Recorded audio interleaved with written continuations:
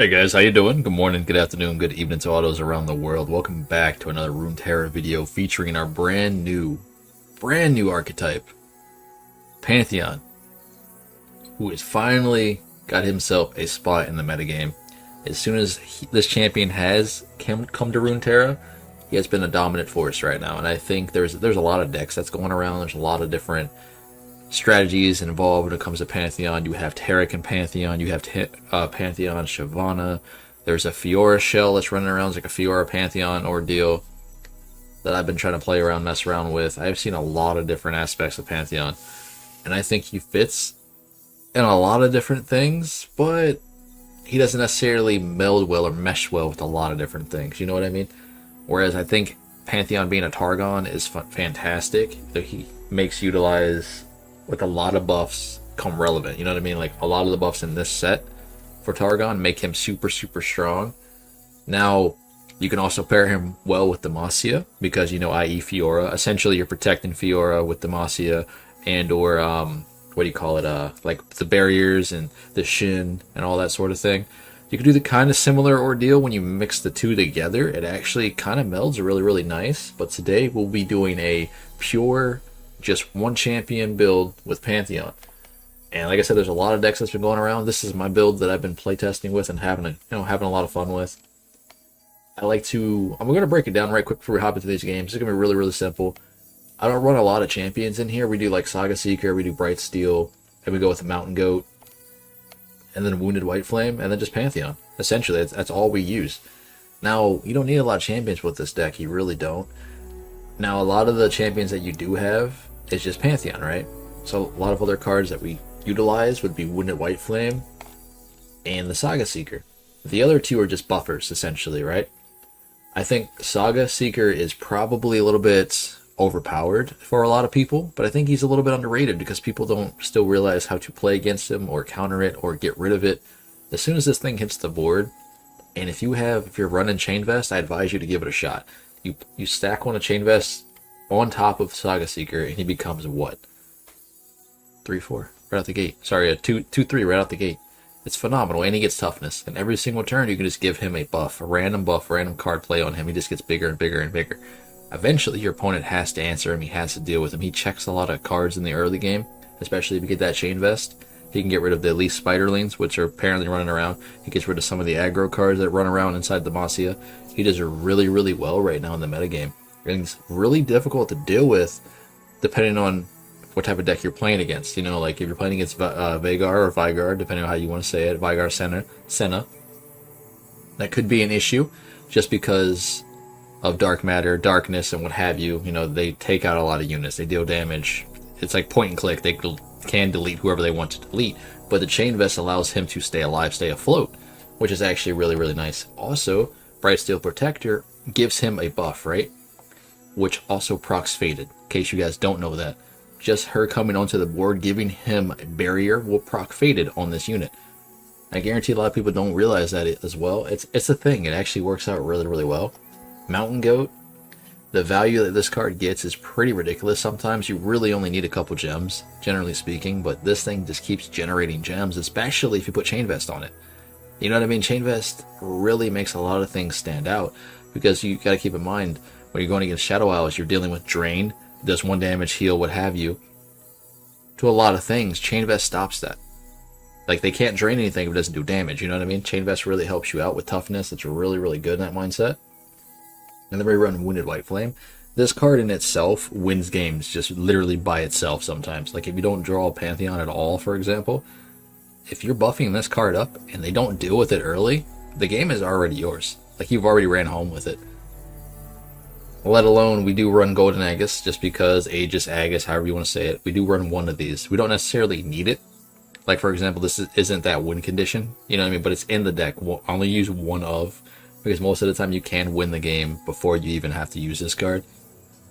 Now we are running 3 Zenith Blades for obvious reasons. This card is just really good with Pantheon. It's really good when you stack on Wounded White Flame and or Saga Seeker. And then we run 3 Consecrated Strikes just to get rid of the annoying champions in the game, the ones that you can't deal with in the early game or the ones that get out of control. And sometimes you have to burn this sometimes. And it's not a fun card to actually use, like to be played against, but it helps you get rid of Kennons, Aries, Akshans in the early game.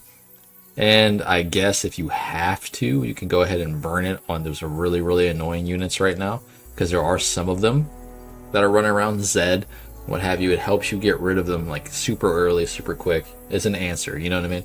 And that's what you need in this metagame. But hey, we're going to dive into this. We're going to check it out. I'm going to show you how to break this down in actual games. Let's get into it.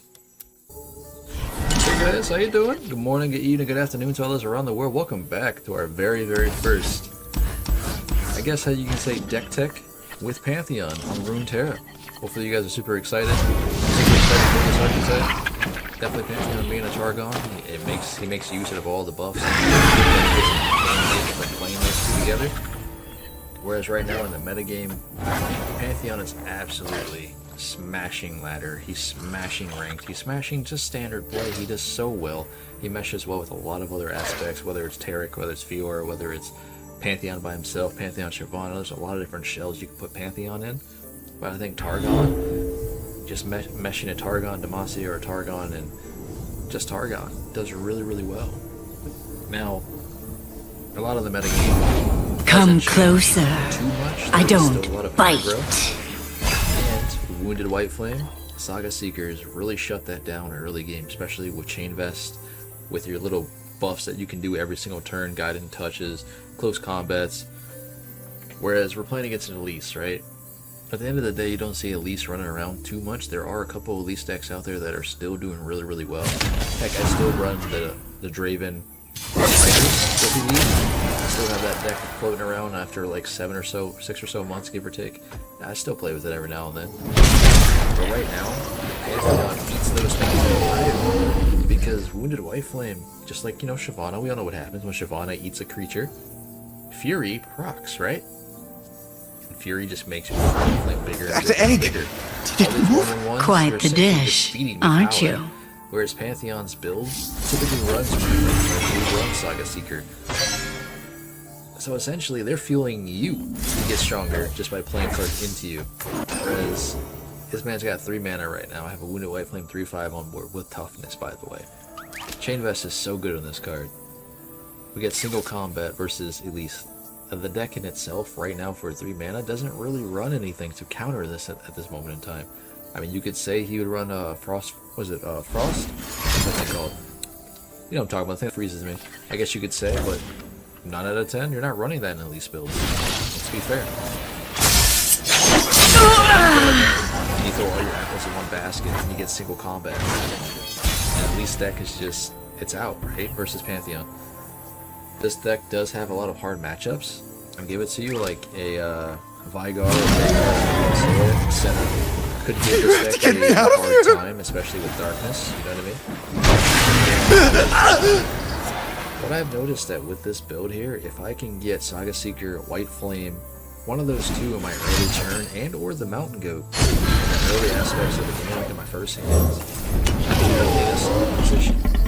I also kind of pay attention to it. I'm very good at counter cards. I'm very good at paying attention to what I can draw or has draw. And that's something we also gotta be mindful or pay attention to, because that'll help you also be a better player. In other words, if you play Wounded White Flame now, you need to answer it. Don't wait 3 or 4 turns later down the line and then decide to give an answer. You automatically assume that your opponent already had this card and didn't use it, or he just drew it and now it's too late. There's a lot of things you gotta be relevant and gotta pay attention to, be mindful of when you're playing with Pantheon, when you're playing against Pantheon. But right now, this board is stable, right? What is he gonna do? Keep on throwing Sure. I have 5/6 and a 3/5 with Guiding Touch to heal myself up. I got Elusive on board if I decide to give my unit another +2/+2, but then we also have and Fury with toughness. It's pretty scary. It really is.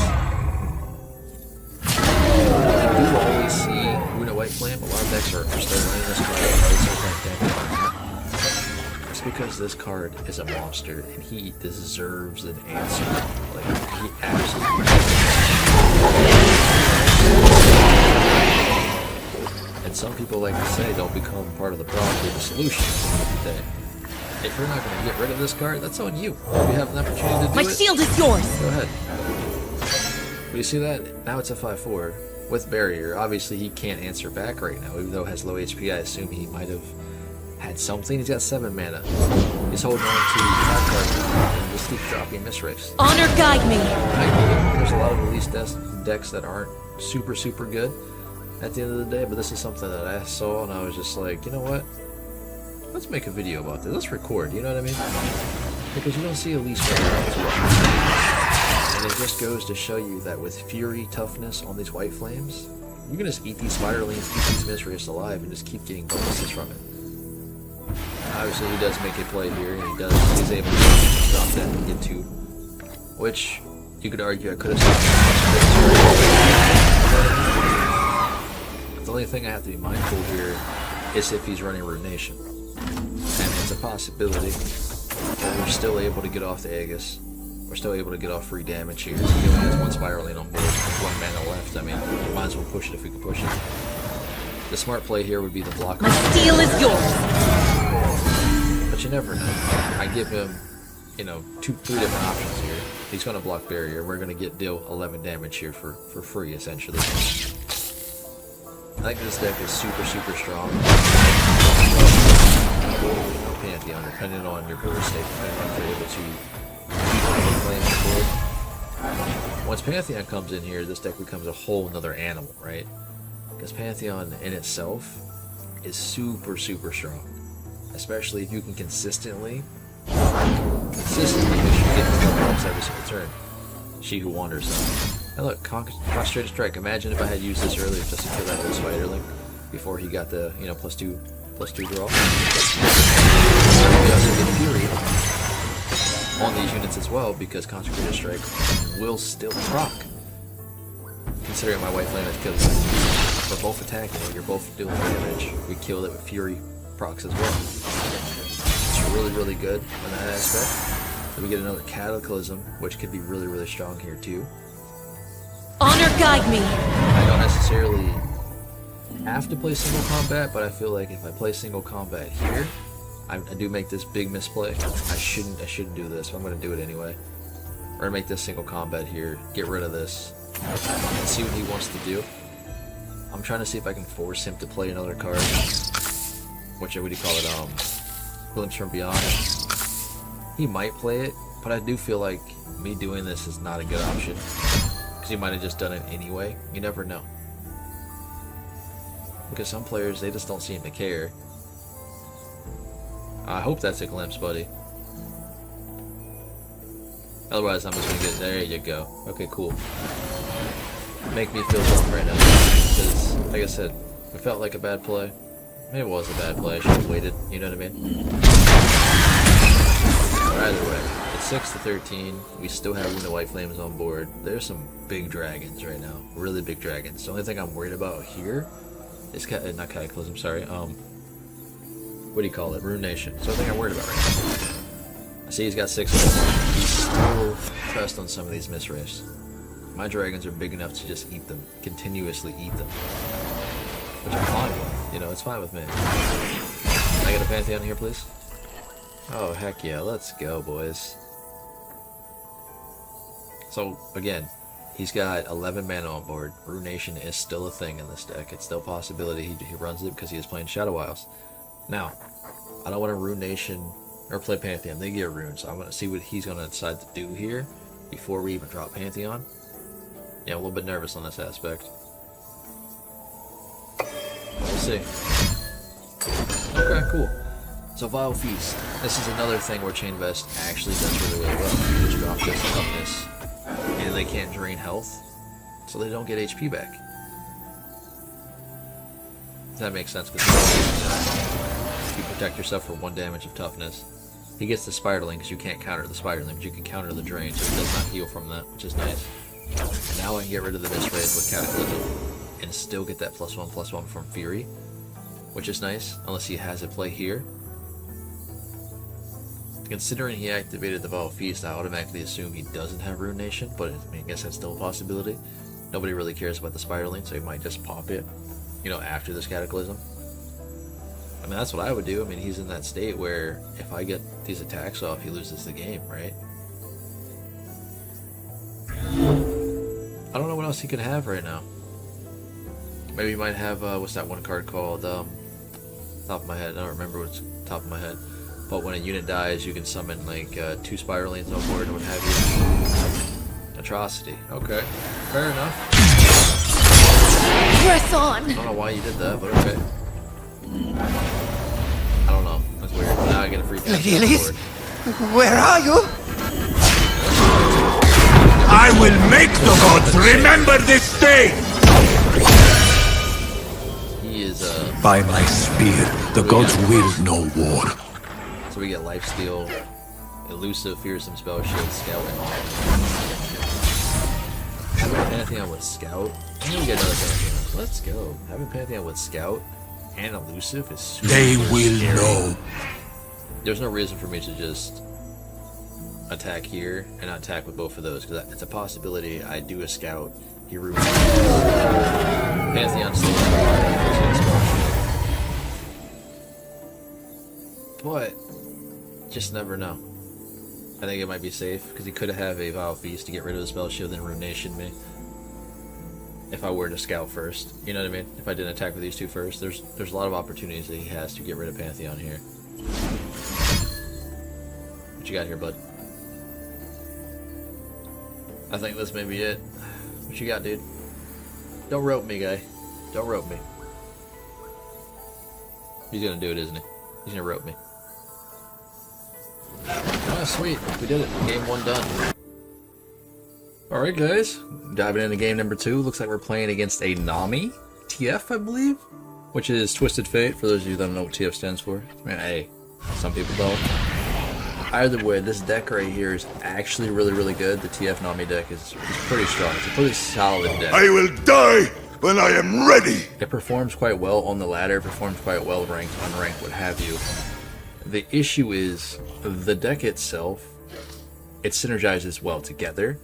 But versing Pantheon, playing against Pantheon, I've got your back. it can have a hard time. The reason why I think that personally, in my experiences, Protect is and strike. because with Pantheon, you can get your units up pretty massive. You know, we get toughness, you get the HP because of Fated. And at the top of that, you really don't have to worry about all too much in terms of them doing damage to your units. They got Group Shot, they got Pokey Stick, and Polymorph.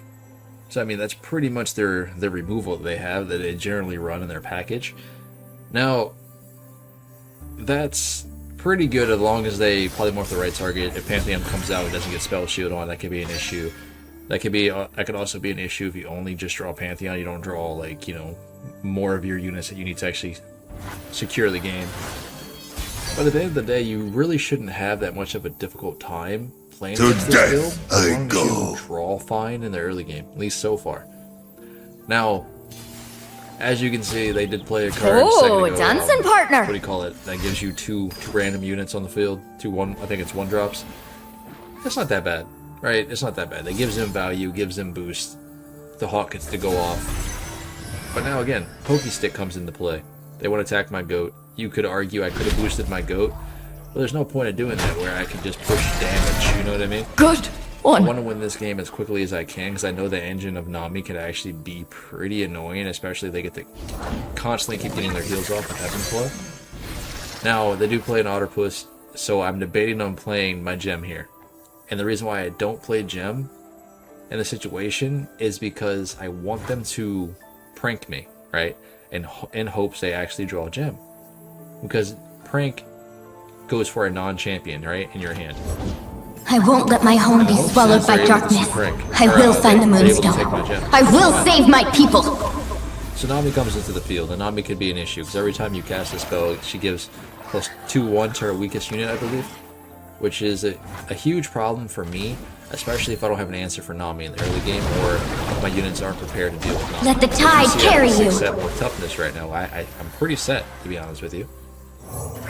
And he actually does draw the gem with Prank, which is great for me. I was hoping he wasn't going to get Wounded White Flame. Now, at the end of the day, we do get a Zenith Blade, which can be pretty devastating when it comes to this matchup, because we get Overwhelm. And by forcing him to actually have to block a unit, or when he has to block something, my units get pretty big, as is. So with Overwhelm, versus Nami's board generally is pretty strong. Fleet Admiral, shall we? What he gets in elusive out 3/3, so this could be an issue, but we are going to play this unit blade. We want to go ahead and get this unit make it pretty big, right? This way it also gets a proc from Faded, and then it gets the Overwhelm. He's a very, very big boy right now. He comes at 6'8", and that's a really hard thing to deal with unless she has Polymorph. Like, this card, it has to have an answer right now.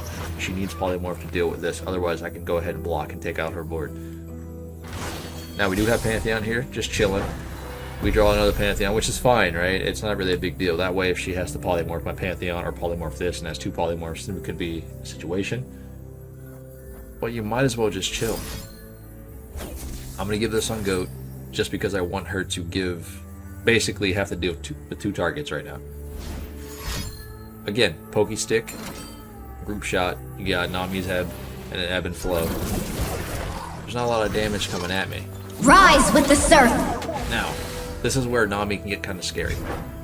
Because most of her cards are pretty efficient, where low-cost cards, where you can just continue to boost on her units. Ride the surging tides! And heal herself up, so this can make for a very, very scary comeback.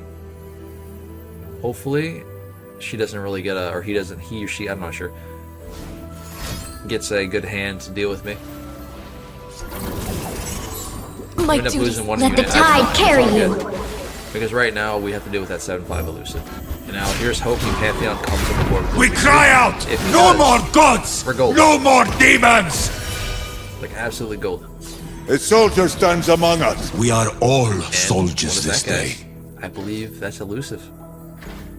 Elusive, Regeneration, Fury, and Scout, and Impact. Impact and elusive is really, really good together. Now this forces her to block my Pantheon. Ride the surging tides! Unless she has an answer of Pantheon next turn with Polymorph. Cry war! So Scout gets to go off. If she blocks, I get Fury. If not, she also takes another damage from Impact, which is fantastic. And let alone him having Rejuvenation, or Regeneration, is actually really, really good. So this is what Impact does. When Impact strikes while attacking, it does 1 damage to the enemy nexus as well, which is really, really strong. We get another elusive as well, so she's forced to block with that if she has to. But either way, we get off 6 damage for free. Let's go. And we get to attack again, because we had Scout. And Bean, because Pantheon has Overwhelm, we have 3 Overwhelm targets on board. She has to block this, regardless. They will know. So she has I straight am into ready. that. What's your answer here? You won't take me away! Move aside, small fry. What you got? She goes down to 6 here, because Impact will do some damage, which is great. Overwhelm will do some damage here as well. Or not Impact, sorry, Overwhelm will do damage here as well, which is great. She's pranking me again. Let the tide carry you! Like I said, I think Gem actually, it really hinders this build that she got going on here, because she can just draw the gems and prank those instead, which I'm definitely cool with. Obviously, I got a 3 and a 5 cost in my hand right now, what I don't want to play. Then I have another Pantheon and a Wounded White Flame, so this game is pretty much about to wrap up, in my opinion. Unless she has an answer here for Pantheon. It is her attack step, so possibility. Going for Pokey Stick. Interesting choice of action here. Ride the surging tides! So that already told me that she has an answer for my Pantheon, because she did not try to poke Pantheon down. Instead, she went for me. So I would assume Your scars that will be if she had repaid lethal, in full. or she was trying to get lethal, she would go for me, the Pokey Stick. But right now, she only has, what, 2 units on board, essentially? Give this my Wounded White Flame, make this one a monster as well. We also get a Consecrated Strike for the Nami here, which is great. And again, we don't have to worry about it, because Nami this deck doesn't necessarily run anything to heal her units or to counterplay my Consecrated Strike. We should be fine. I think it's beneficial to just let this happen, to be honest with you. I don't want to actually take unnecessary damage from Pantheon when it's a possibility she's able to take. Rise with the surf! There goes the Polymorph here, in case she had a group shot or what have you. Polymorph comes into play, which is fine, because we have another Pantheon and we're ready to go. Today we say enough. And then we can give our Wounded White Flame toughness if we need to. Like I said, Chain Vest on Wounded White Flame on Saga Seeker is just absolutely incredible, and it's very hard for your opponent to deal with once those cards get rolling. Hidden Ride the surging tides! Again, she gets, every time she does that, she plays a spell, she gets a unit, the weakest unit on the board, gets a buff. Which makes Nami pretty scary in the late game. It's a very, very strong comeback mechanic. Okay, there's another jailbreak. That's fine. But we might want to go ahead and get rid of this right quick, you know? It just makes more sense to get rid of the Nami now. Because she doesn't have TF, she didn't draw Twisted Fate, which is kind of awkward. But I don't think TF would have made too much of a difference right here, to be honest with you. Because we could be consecrating, striking the TF, or what have you. But we'll see. Does she let this happen? She's got 3 mana. This doesn't really have that many answers for me. Right here. Hopefully she doesn't rope me out. Okay, alright. There's the group shot. Let the tide carry you. I mean, you get the benefit there. And she can use that to block Pantheon or what have you. She gets another unit, which is no big deal. Cry more! With elusive, so she has to trade into me with the other guy, which is fine. I get the lifesteal off because we have lifesteal in Pantheon, which makes us set. I think that's game, boys. What wondrous discoveries await below? Game right now. But hey, give me your thoughts and your opinions on Pantheon. Let me know what shell you guys have been running. Appreciate you guys for watching. The gods see they can bleed. They know they can die.